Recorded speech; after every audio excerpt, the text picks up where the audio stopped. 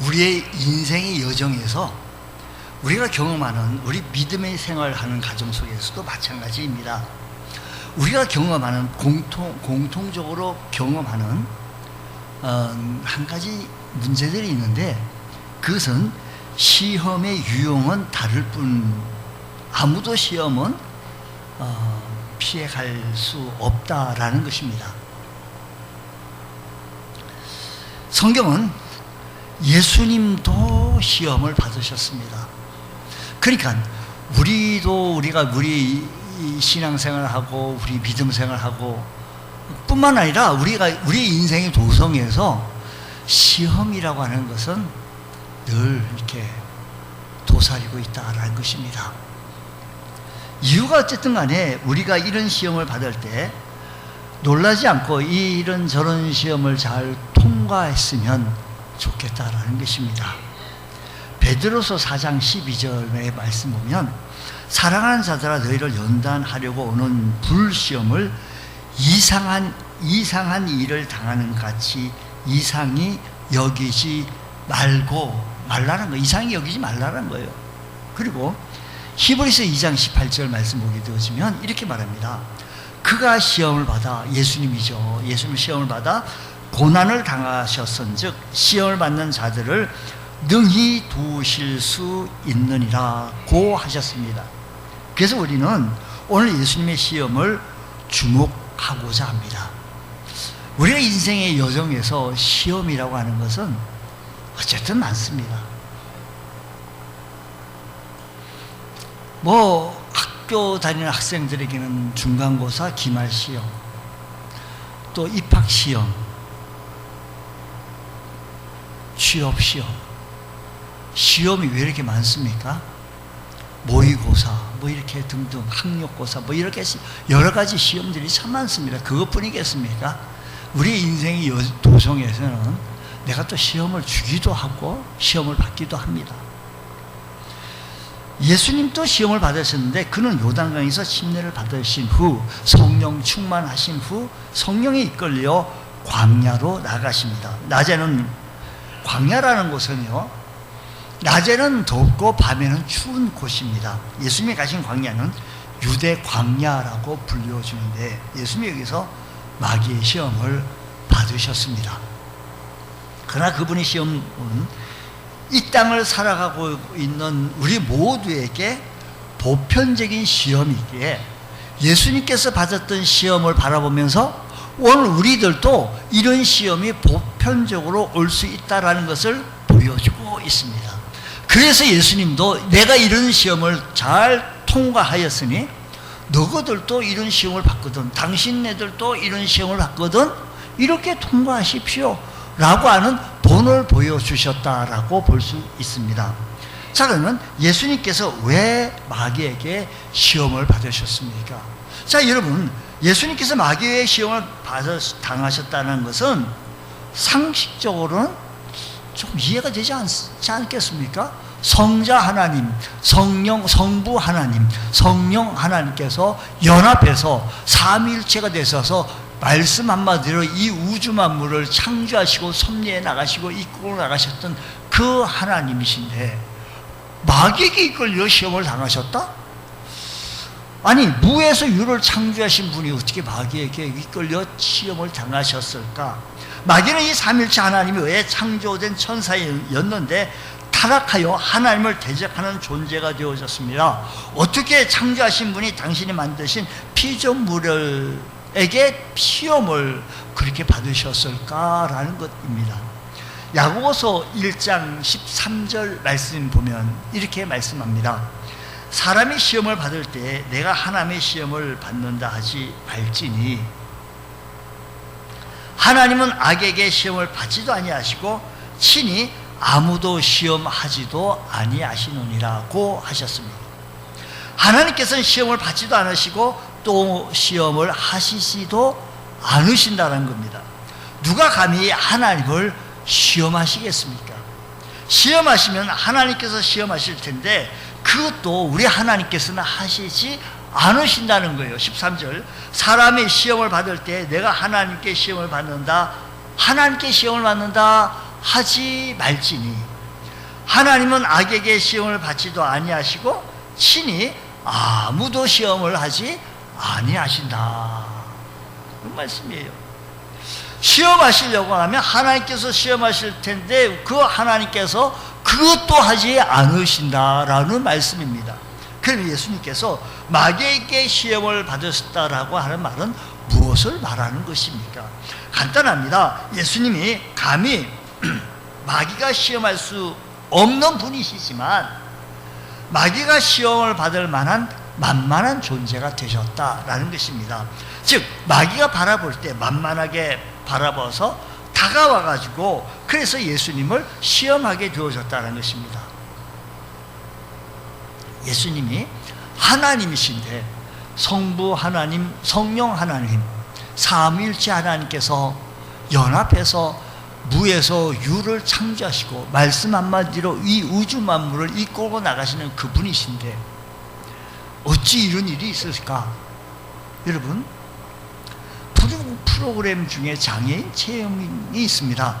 그러니까 앞을 붕대로 이렇게 가리고 잠시 장애인이 되어 보게 하는 체험입니다. 이 체험을 통해서 장애인들이 겪는 불편함과 고통을 체험하게 되면서 그래서 장애인들을 보다 잘 이해하고 장애인과 더불어 살아가기 위해서 어떻게 해야 할 것인가를 체험하는 활동입니다.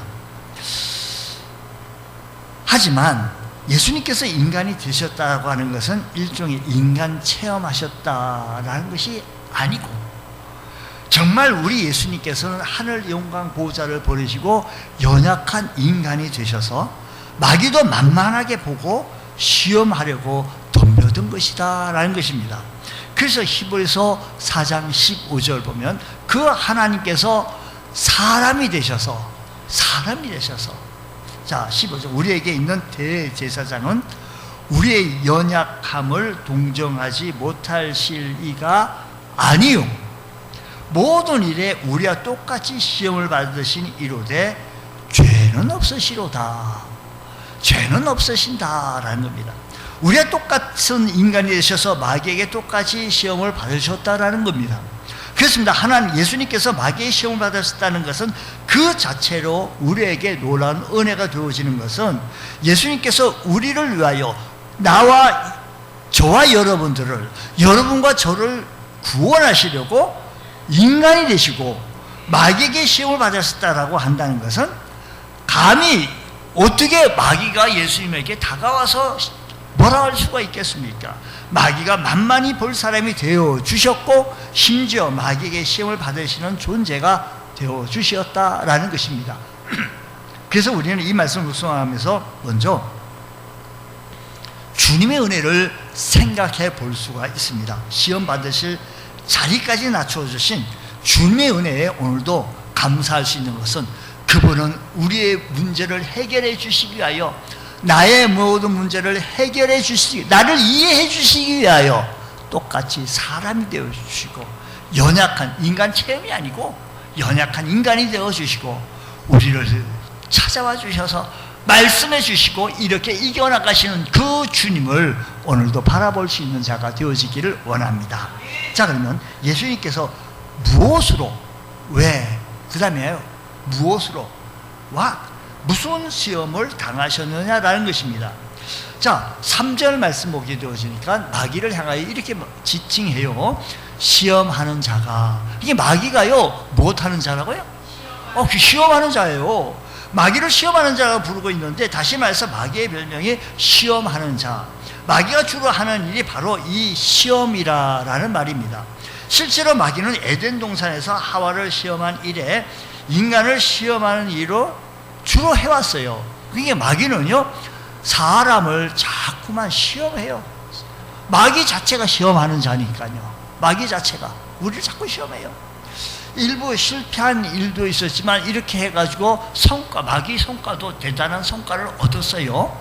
자 한때 다윗도 시험에 들어 밧세바를 범하는 적도 있었고 베드로도 시험에 들어가지고 예수님을 모른다고 했기도 했고 그래서 수많은 주의 일꾼들이 이 시험에 많이 듭니다. 그래서 믿음이 흔들리고 심지어 넘어지기까지 했다라는 것입니다. 이렇게 마귀는 오랜 세월 시험해 오면서 시험하는 것도요, 기술이 너나 봐요.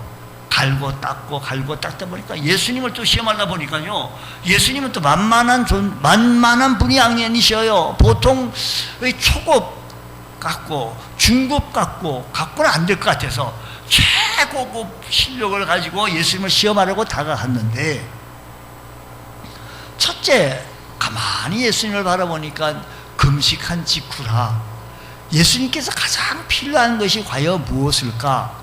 여러분, 금식한 이후, 여러분 또 금식해 보셔서 잘 아시겠지만, 한 이틀만 우리가 금식했을 때가 되어지면 그 된장찌개 그게 눈앞에 그 밥 한 공기만 먹으면 끝나는데, 한 금식 기도 한 이틀까지도 안 가죠. 하루 지나면 된장찌개 생각나지요. 그리고 늘 즐겨 먹던 과자도 생각나지요. 그게 그렇게 그리워요. 그러니까 그 순간에 아무것도 생각이 안 납니다. 오로지 그냥 된장찌개 하나만 있으면 되는 거죠. 마귀가 그것을 잘 알기 때문에 그걸 꺼냅니다. 지금 예수님은 40일 금식했으니까 무엇인가 먹지 아니하면, 왜요? 우리와 똑같은 인간이셨기에 그분은 인신인 양성을 겸비하신 분이에요. 인성을 가지신 분이고, 그가 줄이신지라 예수님께서 행로에 권하여 피곤하시기도 하고 줄이시기도 하고 피곤하여 잠도 배 밑에 내려가서 주무시기도 하셨던 분이죠. 인간의 성품 인성을 다 가지셨던 분이시기에 줄이셨어요. 배고프셔요. 여러분, 가장 금식 기도가 제일 힘들 시기가 3일째, 그거 넘어기면 그 다음에 좀 이겨나간다고 하는데, 어쨌든 금식 기도는 쉽지가 않아요. 어쨌든. 근데 그 금식 기도를 이겨낸다는 것은 곡을 끊으면서 주를 바라본다고 하면서 주를 바라보는 그 시간에 하나님의 영으로 충만케 채워지는 것이지요. 그래서 예수님의 생각은 먹는 데 집중되어져 있지 않았겠습니까? 이 시간에 명예고 돈이고 권력이고 뭐가 필요하겠습니까? 금강산도 19경이라고 마귀가 이걸 모를 리가 있겠습니까? 마귀가 시도한 시험은 돌을 명하여 떡이 되게 해서 먹게 해보라는 겁니다. 마귀가 먼저 시도한 시험은 지금 당장 우리의 생각이 집중되어져 있는 것, 그걸 시험합니다. 마귀는 참 시험하는 자가 되기 때문에 이 사람이 생각이 어디에 집중되어져 있는가, 보이스피싱도요, 이 엄마가 자기 아들, 자기 자녀에게 집중되어져 있다는 것을 잘 알고 그저 이상한 자기 그 자녀 목소리 비슷하게 해가지고 내가 자기 자녀를 붙잡아 놨다 해가지고 막 음성 막 들려주면 이렇게 보이스피싱, 깜짝 놀라요. 그 막 금방 막 달달달 막 떨고 막 그래요. 막 쏘고요, 쏘가. 여러분들이 생각하고 있는 그 생각이 어디에 집중되어져 있느냐라는 거예요. 그것을 향하여 마귀가 공략을 합니다. 마귀는 지금 우리가 무엇에 마음을 빼앗기는지, 여러분이 우리 지금 몸은 여기 와 있는데 무엇에 마음을 빼앗기고 있습니까? 그것을 믿기로 우리를 향하여 시험합니다. 그것 없이 죽을 것 같고, 그거 없은 너무너무 좋은 것, 너무너무 사랑해서 미칠 것만 같고 참 못 이루는 아주 생각이 집중되어져 있는 것, 그런 것을 통해서 우리를 향하여 시험합니다. 그때 우리 조심해야죠. 여러분, 그런 거 갖고 아니요. 그런 거 된장찌개 아니에요. 그런 거 갖고 아니고요. 가장 귀중한 것, 가장 소중한 것, 내가 지금 집중되어져 있는 그곳에, 생각되어져 있는 그곳에 시험을 합니다. 내가 마음을 빼앗기고 있는 것, 너무 좋아서 그것 없이 살 수 없는 것, 이것을 조심해야 되는데 마귀가 이 사실을 잘 알고 있기 때문에 마귀가 그것을 미끼로 삼을 가능성이 참 많습니다. 사탄은 먼저 먹을 것을 걱정시킨 후에 하나님 나라하고 멀어지게 만듭니다. 우리와 믿음 생활을 멀어지게 만드는 게, 내가 지금 오늘 주일날 교회를 가야겠는데, 교회 예배 드리러 가야 되는데 내 생각이 어디에 집중되어져 있느냐고요. 어디에. 전화가 갑자기 왔어. 아유, 아들이, 딸이, 무슨 자녀가 뭐야, 엄마 내가 지금 가고 있어요. 뭐, 교회 간다. 교회로 예배 찍어 와라. 이러면 되잖아. 이러면 교회에서 만나면 좋잖아. 예배도 드리고. 기다리는 거예요. 기다리는 거. 함께 같이. 여러분, 우리의 생각이 어디에 집중되어 있느냐는 거예요. 어디 생각이. 만약 그것을 미끼로 삼을 가능성이 크기 때문에 우리는 항상 조심하지 않으면 안 됩니다. 사탄은 먼저 먹을 것을 걱정시킨 후에 하나님 나라하고는 멀어 떨어지게 만들어요. 이간시켜요. 여러분, 돌로 떡을 만드는 것은 아닙니다. 떡은 곡식으로 만듭니다. 돌로 떡을 만들어 먹는 것은 가치 판단 기준을 의로 하지 않고 이익으로 하라는 겁니다.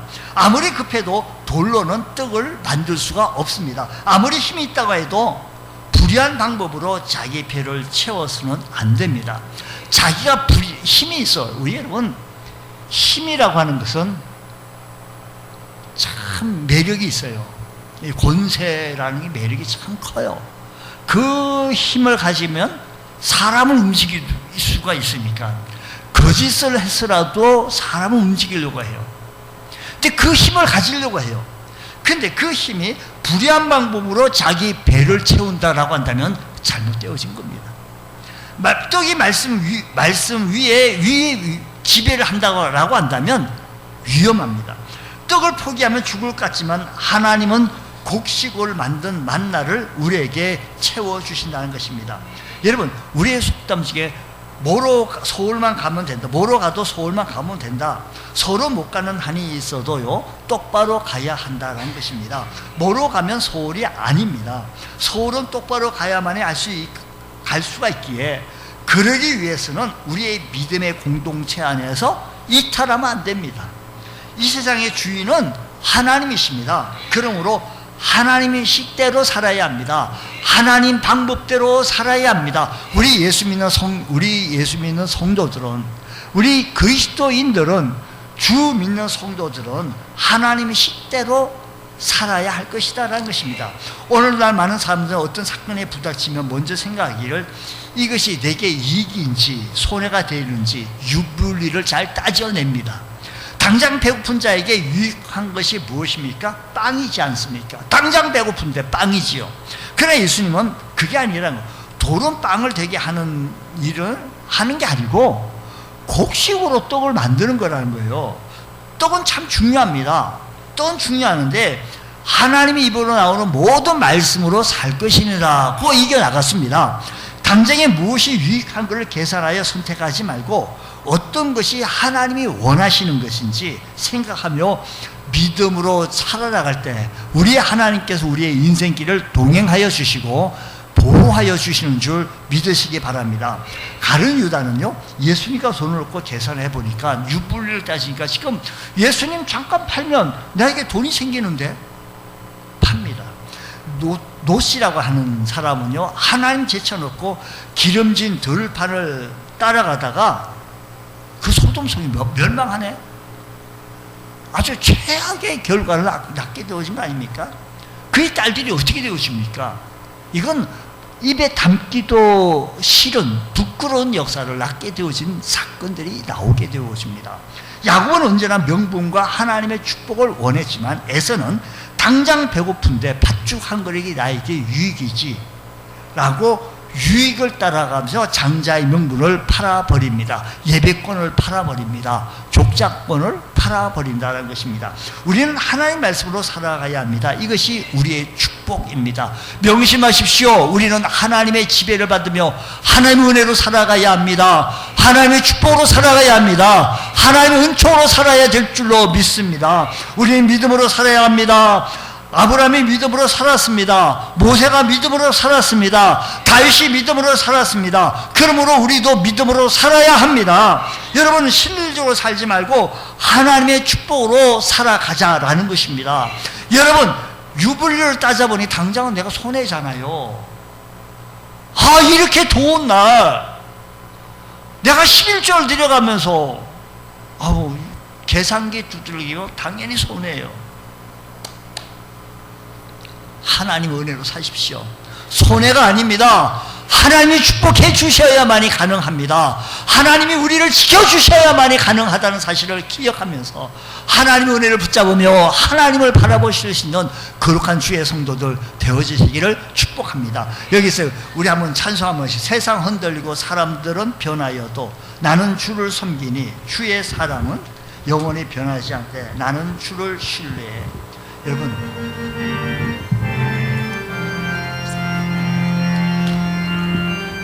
세상은 들리고 사람들은 변하여도 나는 주를 섬기리. 주님의 사랑은 영원히 변하지 않네. 나는 주를 신뢰해. 사람들은 변하여도 세상은 들리고 사람들은 변하여도 나는 주를 섬기리. 주님의 사랑은 영원히 변하지 않네. 나는 주를 신뢰해. 오직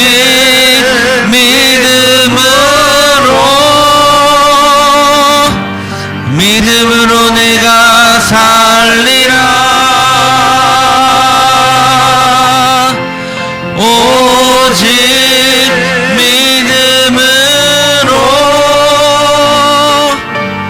믿음으로 내가 살리라. 믿음은 들리고 사람들 주를 떠나도 나는 주를 섬기리. 주님의 나라는 영원히 새하지 않네. 나는 주를 신뢰해.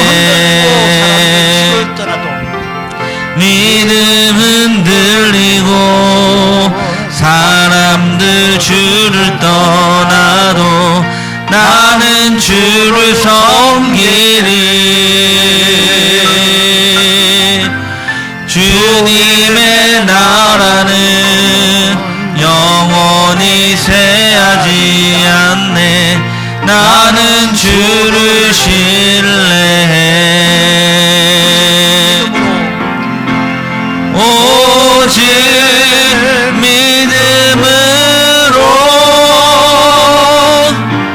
믿음으로 내가 살리라.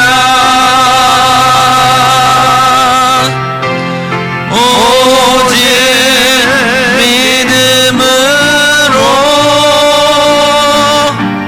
믿음으로 내가 살리라.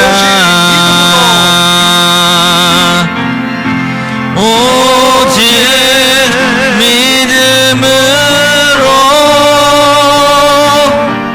믿음으로 내가 살리라. 오직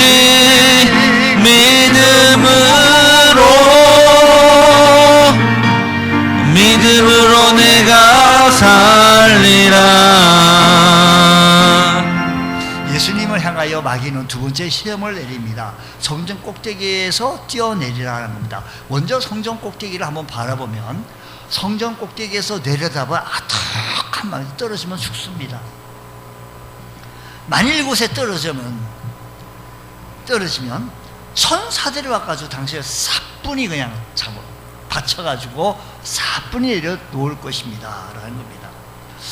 이 얘기가 참 한마디로 너희 하나님의 아들이 뛰어내리라고 한다면 하나님께서 천군 천사를 대동해서 받아주실 것이고 또 털것 하나 다치지 않을 것이라고 기적을 나타내 보이라는 거예요. 저 성전 높은 곳에서 뛰어내리는데 털것 하나 상하지 않아 있는데 기적이 나타난 거예요. 아마 그렇게 했다면 아마 대스타가 되어진 거예요. 아마 그 조간신문에 이렇게 나올 그 빅 뉴스 타이틀 해가지고 예수 청년 예수 성전 높은 꼭대기에서 뛰어내리라 털 것 하나도 다치지 않고 상한 곳이 없었더라. 뭐 이렇게 아마 조간신문에 나오지 않았을까라는 단박 메시아로 다른 막 이들이 생기게 되어졌을 것입니다. 여러분, 마귀는 예수님이 메시아로 오심을 알았어요. 그래서 도전을 해보는 겁니다. 당신이 메시아로 오시지 않았냐고. 뭐 그렇게 구차하게 어렵게 열심히 할 거예요. 단번에 올라가서 다 하나님께 다 메시아로 막 추앙하고 하지 않겠냐고. 굳이 뭐 그렇게까지 여러 가지로 힘쓰지 마시고 성전에 뛰어내서 한 번에 메시아임을 드러내라는 겁니다. 그렇습니다. 마귀가 또 하나를 시험할 때, 여러분, 예수님이 메시아로 오셨기 때문에 메시아로 드러내라는 거예요. 인생의 목표. 우리가요, 인생의 목표를 마귀는 너무 잘 알아요. 고등학교 3학년을 향하여서 너 대학교 가고 싶지. 근데 대학교도 좋은 대학교를 들어가고 싶지. 그것도 인서울 중에서도 이렇게 손꼽히는 이런 대학교를 가고 싶지. 대번에 갈 수 있게 해주지. 라고 이렇습니다. 그런데 너가 대학교에 들어가기 위해서는 지금 공부에 얼마나 집중해야 되느냐고. 주일에 교회에 가고 수련회 가고 뭐 어쩌고저쩌고 하다 보면 교회에서 신앙을 보고 성가대하고 교회에서 뭐 찬양대하고 이러다 보면 하루 종일 교회에서 사네. 어떻게 대학을 가? 어떻게 무슨 수로 대학을 간단 말이야. 많은 수험생들과 학부모들은요, 이 말에 고개를 끄덕거려요. 내가 좋은 대학교 들어간다며. 서울대학교 법대 가가지고요. 그런데 판사가 돼가지고, 그래가지고 교회를 탁 다니면 얼마든지 잘 다닐 수 있지 않겠느냐고 고개를 끄덕끄덕 합니다. 우리의 인생의 목표에 너무 마귀는 잘 알기 때문에 그것을 가지고 시험을 겁니다.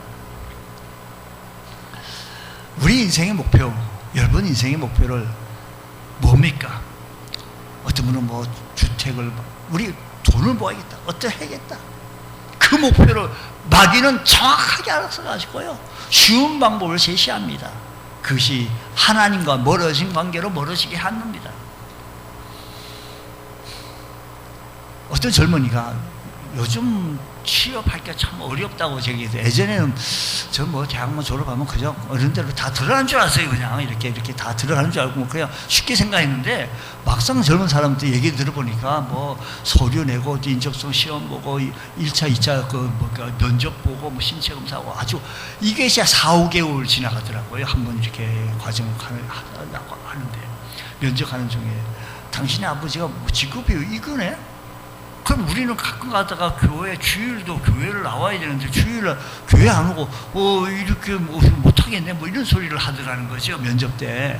그래서 뭐 이렇게 이 교회는 주일 예배도 있지만 새벽에도 있고 밤에도 있고 얼마든지 예배가 있으니까 뭐 이렇게 해가지고 순간 모면을 했다고 합니다만, 근데 어떻게 떨어졌어요. 근데 그래서 마음이 좀 아팠어요, 아이가. 우리 인생의 목표를 향하여서 그렇지 않냐고. 당신이 예수 믿으니까, 당신이 그렇게 기독교 가정이니까, 이거에 대해서 댓글을 겁니다. 여러분, 여기에 우리 믿음 흔들어 보고 있을 때 우리는 조심해야 합니다. 눈을 부릅뜨고 경계해야 합니다. 우리는 오로지 주님께서 나에게 이 길을 허락해 주셔야 하겠다라고 결단하고 결심할 수 있는 귀한 은총의 은혜가 일어나야 될 줄로 믿습니다. 또 세 번째 시험을 합니다. 자기에게 엎드려 경배하면 천하만국이요. 여러분 한번 보시죠. 천하만국 영광을 보여주는 거예요. 천하만국 영광을 보여주면서 생각지도 못한 제안을 합니다.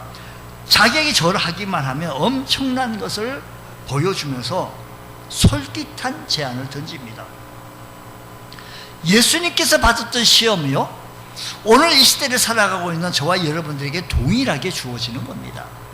아주 편하게 예수 믿어.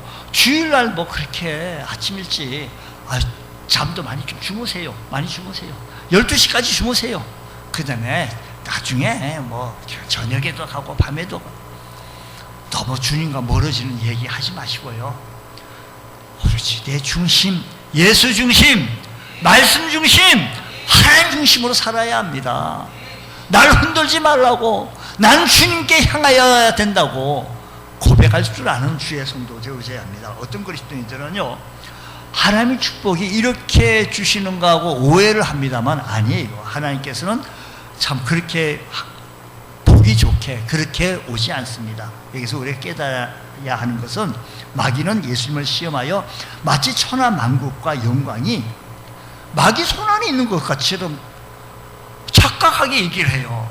마치 마귀 손안에 천하 영광과 천하만국 영광과 모든 부귀영화가 마귀에게 다 손안에 있는 것처럼 얘기해요. 그게 속지 말아야 합니다.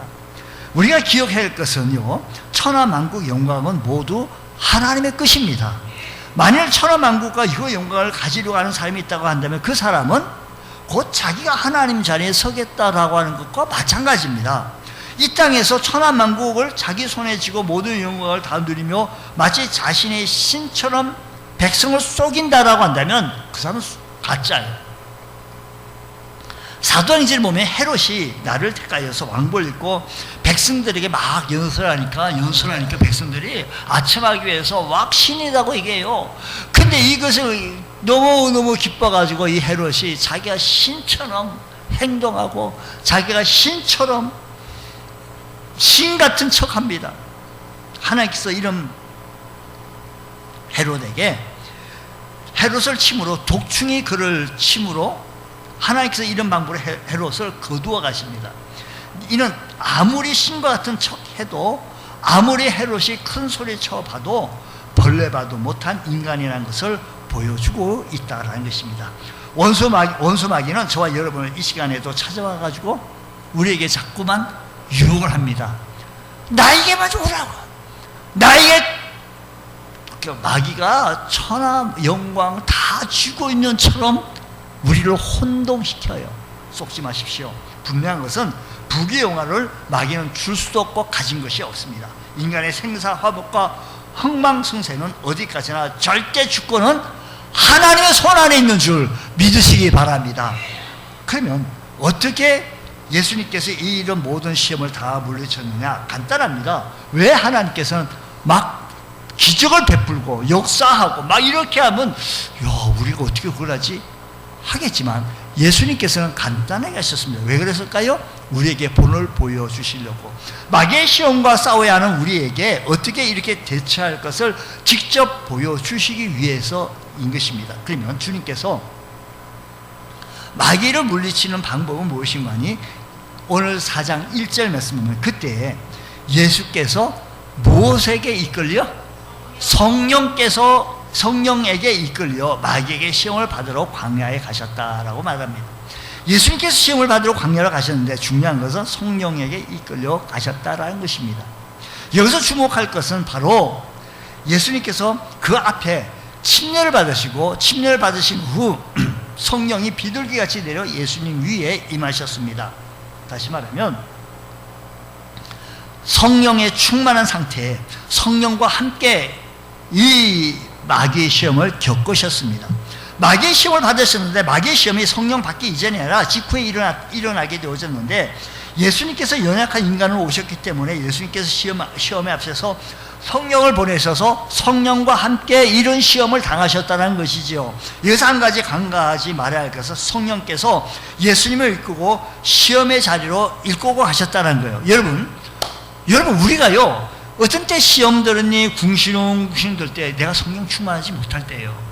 예수님이 성령 충만하셨을 때요 성령이 이끌려 시험 당할 때는 물리셨어요. 이기셨어요. 여러분 이기셔서요. 여러분 내가 성령 충만하면 여러 가지 시험이 온다? 이기신다는 겁니다. 예수님께서 성령 충만하셨을 때 말씀으로 이기셨습니다. 성령으로 이기셨습니다. 그러므로 오늘 우리들의 삶의 현장 속에서요 성령 충만하지 않으면 마귀 시험할 때 그것이 마귀 시험인지 뭔지 알 수가 없어요. 근데 내가 성령 충만하면 마귀가 나를 좀 알아보는구나. 하고 이겨나갈 수 있는 귀한 에너지가 내게 생기게 되어진다는 거예요. 그러므로 오늘 우리들에게 성령의 충만하심 속에 날마다 살아야 될 줄로 믿습니다. 성령이 오시옵소서. 내게 성령의 역사하심만 일어나게 하여 주옵소서. 성령을 사모하십시오. 성령이 내 안에 계신 성령님을 환영하십시오. 찬양하십시오. 영광 돌리십시오. 이럴 때 하나님의 역사하심만 나타나시게 되어진다는 것입니다. 또한 예수님께서는요, 3번의 시험을 동일한 방법으로 말씀으로 물리치셨다는 것입니다. 기록되었으되 말씀, 신명기 쓰여 있는 말씀으로 물리치셨다는 것입니다. 예수님께서는 연약한 인간이 되셨기에 말씀을 묵상하셨고 말씀을 마음에 담아두셨기 때문에 시험이 시작되어져서 성령의 감동으로 말미암아 말씀으로 시험을 이겼어요. 여러분, 내게 시험이 오거든요. 말씀의 자리에 내가 좀 많이 결석했구나. 내게 시험이 오거든 내가 말씀의 자리가 좀 헛되었구나. 말씀의 자리로 삼으십시오. 새벽 예배를 삼으십시오. 하나님 앞에 수요 예배를 삼으십시오. 각종 예배를 삼으십시오. 그러면 말씀이 내 안에 충만하게 내재되어졌을 때 시험은 물러갑니다. 시험이 들으니 많이 시험, 이런 것은요, 내가 말씀이 아직 들린 게 없네, 말씀 내 안에 들어온 게 없네, 이 소리와 똑같아요. 그러므로 믿음은 들음에서 나며 들음은 그리스도의 말씀에서 말미암는다고 했으니, 여러분, 우리 주의 말씀으로 내 마음의 말씀을 충전시켜야 돼요. 우리 시편 119편 11절 말씀 한번 읽어보겠습니다. 11절 시작. 내가 주께 범죄하지 아니하려 하여 주의 말씀을 내 마음에 두온. 우리가 시험에서 이기려면 다 한 가지, 말씀을 내 마음에 두면, 그 말씀을 내 마음에 두려고 한다면 스스로 말씀도 읽어야 되겠지만 말씀의 시간에 딴 데가 있으면 안 돼요. 도마처럼 다른 얘기해요. 근데 말씀의 자리에 있었다면 동일한 은혜를 받게 되어진다는 것입니다. 그러므로 주님, 예수님 말씀을 생각하면서, 주님, 우리의 이 상황이 말씀 충만하고 성령 충만하면 시험도 안 와요. 여러분, 그러므로 주님 성령의 도우심으로 말씀을 붙들고 승리하며 살아갈 수 있는 우리 믿음의 인생의 장 되어지시기를 주님의 이름으로 축원합니다. 하나님 아버지, 감사합니다. 오늘 우리 인생의 장에 여러 가지 시험이 오거든 성령 충만함으로 말씀으로 이길 수 있는 우리의 믿음의 신앙생활 되어지게 하여 주시옵소서. 믿사하며 거룩하신 예수님 이름으로 기도드리옵나이다. 아멘.